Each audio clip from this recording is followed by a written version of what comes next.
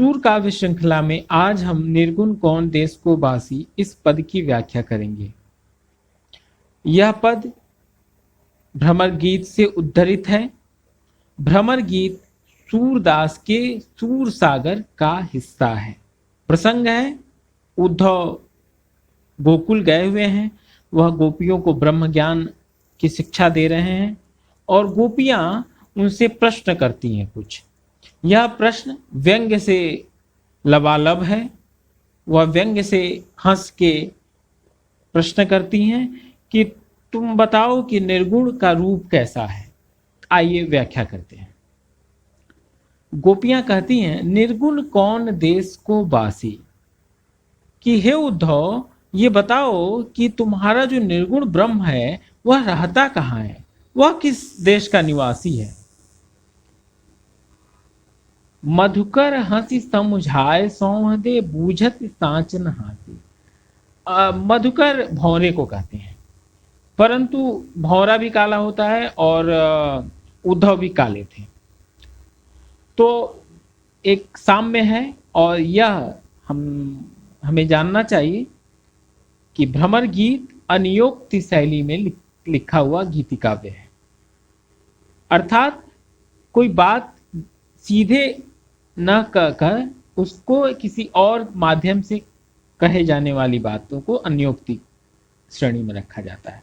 तो वह भौरे की तरफ इशारा करती हैं और भौरे का बहाना लेकर कहती है, मधुकर हंस समझाए सौदे बूझत सांच नहाती। तुम जो है इसे हंसी समझ रहे हो, लेकिन हम सच में हमें समझ में नहीं आ रहा है। और यह हंसते हुए कह रही हैं, वह कसम खा के वह प्रतिज्ञा करके कहती हैं कि हमें नहीं समझ में आ रहा है और तुम हंसी समझ रहे हो इसको।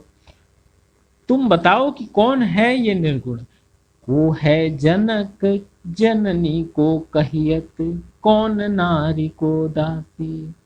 पूछती हैं कि निर्गुण अच्छा बताओ उद्धव कि निर्गुण ब्रह्म जो तुम्हारा है उसके पिता कौन है, माता का नाम क्या है, और उसकी पत्नी का क्या नाम है, और उसकी दासियां हैं उनका क्या नाम है। यह पद विशेष तौर से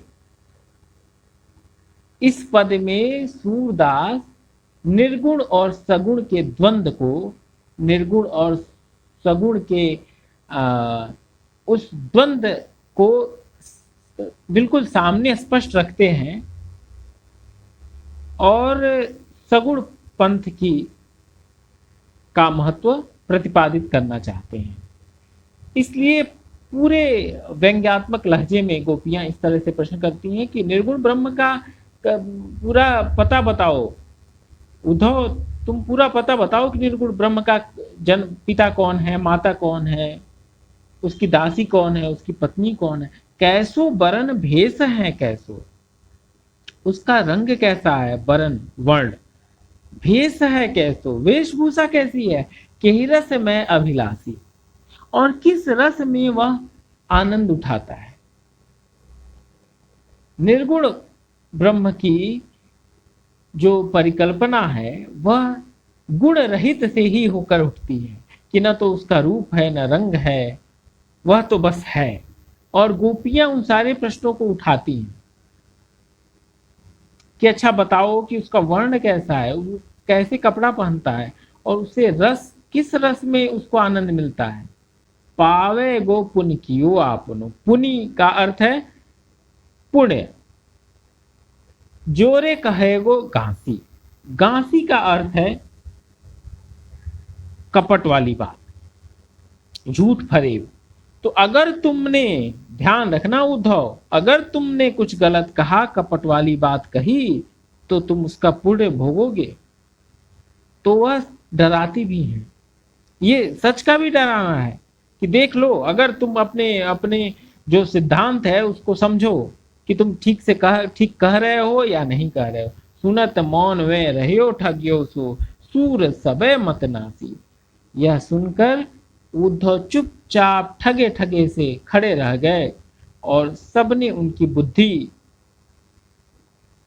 को नष्ट कर दिया, अर्थात उनकी बुद्धि काम करना बंद कर दी। इस पद की विशिष्टता यह है कि सूरदास यहां सगुण और निर्गुण के द्वंद्व को स्पष्ट करते हैं और निर्गुण पंथ को व्यर्थ साबित करना चाहते हैं। व्यंग्यात्मक लहजे में गोपियां प्रश्न कर रही हैं उद्धव से कि निर्गुण ब्रह्म का कैसा रूप है। यदि कोई प्रश्न हो, कोई सुझाव हो, कोई टिप्पणी हो तो हमें बताएं। धन्यवाद।